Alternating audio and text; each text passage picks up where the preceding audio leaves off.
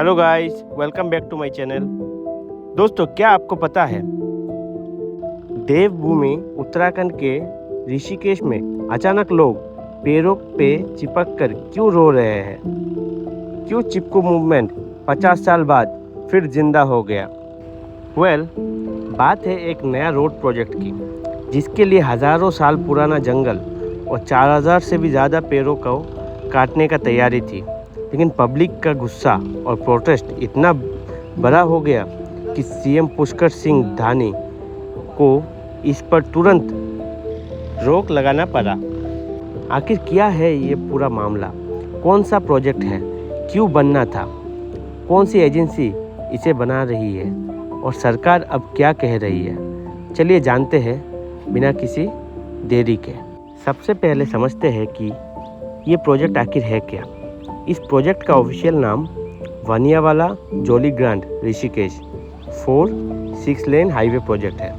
ये NH7 का बहुत इम्पोर्टेंट हिस्सा है। ये लगभग 20 किलोमीटर लंबा रोड वाइडनिंग प्रोजेक्ट है और इसकी कुल कीमत 743 करोड़ है।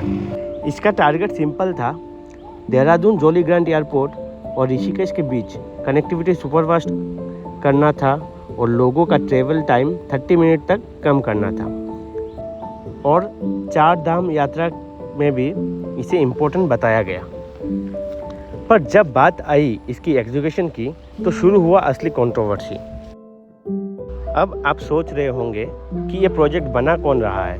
इसको लेकर सभी डिटेल्स ये है। इसका डिपार्टमेंट है ministry of road transport and highway और NHI।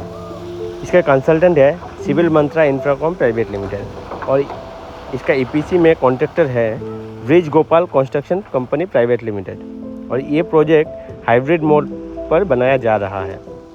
अब आते हैं असली कंट्रोवर्सी पर। प्रोजेक्ट के लिए देहरादून के 7 मोड़ एरिया के जंगल से 4369 ट्रीज को हटाने या ट्रांसप्लांट करने का प्लान था।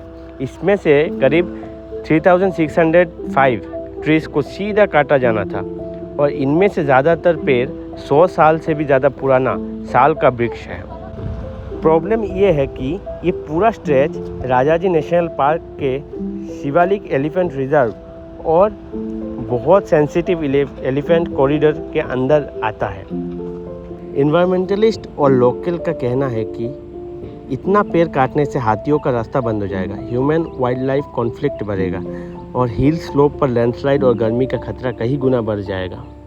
इसी खतरे को देखते हुए ऋषिकेश और देहरादून का यूथ और लोकल्स ने 7 मोड़ पर जाकर पेड़ों को गले लगा लिया, ठीक वैसे ही जैसे सालों पहले चिपकू मूवमेंट में हुआ था। पब्लिक की इस भारी प्रेशर को देखकर उत्तराखंड का सीएम पुष्कर सिंह धामी ने पेड़ों की कटाई पर तुरंत रोक लगाया और कहा कि जब तक सभी पार्टीज और लोकल के साथ बैठकर कोई डिसीजन नहीं होता है, काम आगे नहीं बढ़ेगा। लेकिन दोस्तों, इस पर NHI और सरकार का क्या कहना है? NHI ने अपने तरफ से क्लासिफिकेशन दिया है कि उन्होंने परिवहन को बचाने के लिए कई चेंजेस किए हैं, जैसे कि नॉर्मल हाईवे के लिए 60 मीटर ROW होना चाहिए, लेकिन जंगल को बचाने के लिए उन्होंने इसे घटाकर सिर्फ 23 मीटर कर दिया है। हाथियों का सेफ मूवमेंट के लिए एक major bridge cum elephant underpass, 4 dedicated elephant underpass, 6 box culverts और 13 पाइप कल्वर्ट्स बनाया जा रहा है। Wild life institute of India और FRI के सजेशन पर 754 ट्रीज को उठा के दोबारा लगाने का प्लान किया गया है।